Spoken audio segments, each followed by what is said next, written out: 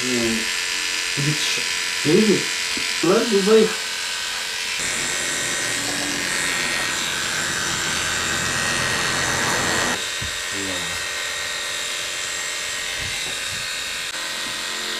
Bir vakit uyandırmamız lazım daha.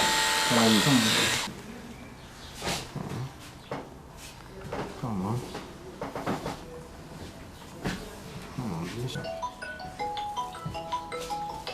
Tamam, çekebiliriz. Tamam. Tamam, ben size ayrıca atayım. Ben şimdi atıyorum. 6 Şubat'tan itibaren depremde kliniğimiz ağır hasar aldığı için Sahra Kliniği kuruldu. Orada belediyemiz tarafından işte zabıtanın binasında yan tarafında Sahra Klinik'te işte hizmet verildi. Orada bizim şehrimizin haricinde işte Elazığ olsun, yakın şehirlerden işte Diyarbakır'dan, diğer kliniklerden bize malzemeler gönderdiler. Aynı zamanda bizim kliniğimizdeki malzemeler yeterli olmayınca o arkadaşlarımızla beraber işte yaralı hayvanlarımızı kurtarmaya çalıştık. Elimizden geleni yaptık. Kliniğimizin olmadığı ilk dönemde bu Sahra Kliniğinde, haricinde de şöyle kliniğimizin birçok eşyasını arabamıza doldurduk. Çünkü ulaşım sorunu da vardı. Herkes arabayla gidemiyor. Karlar çok yoğundu ilk zamanlar.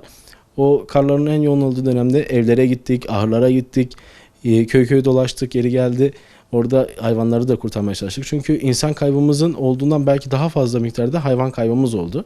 Canlı olarak da ve hani yaralananlar da aynı şekilde.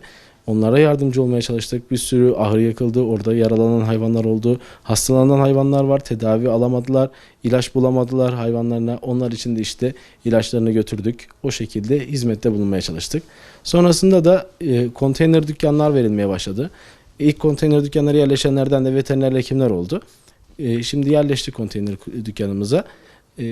Orada da şimdi işte en azından bir yerleşik düzene geçmeye başlayınca, ulaşım sorunu rahatlayınca, yollar açılınca burada artık halkımıza hizmet etmeye devam ediyoruz inşallah. Bu dönemde çipiyle kaybolan bir sürü hayvan oldu. Bu çipin sayesinde de hayvanların bulunması çok rahatladı. Çünkü çip numarasıyla okuttuğumuz zaman direkt o işte depremde kaçan, çadır kentlerde kaçan hayvanların direkt sahiplerini bulduk. Hemen onlara ulaştık. Hani depremden 3 ay geçti. Üzerinden 3 aydan uzun zaman geçti. Bugün bile hala kaybolan, yeni bulunan kedilerimiz oluyor. Yani sayı net değil tabii ki ama 500'ün üzerindedir. O da benim gördüğüm, yani bana denk gelen. Tabii ki bizim Malatya'da 20'den fazla veteriner hekim arkadaşımız var kedi köpekle uğraşan sadece. Bu 20 arkadaşımızın da en az 500'er tane olduğunu düşünürsek belki 10.000'in üzerinde hayvan başka şehirlere, belki kendi şehrimiz içerisinde sahiplendirildi bu dönemde.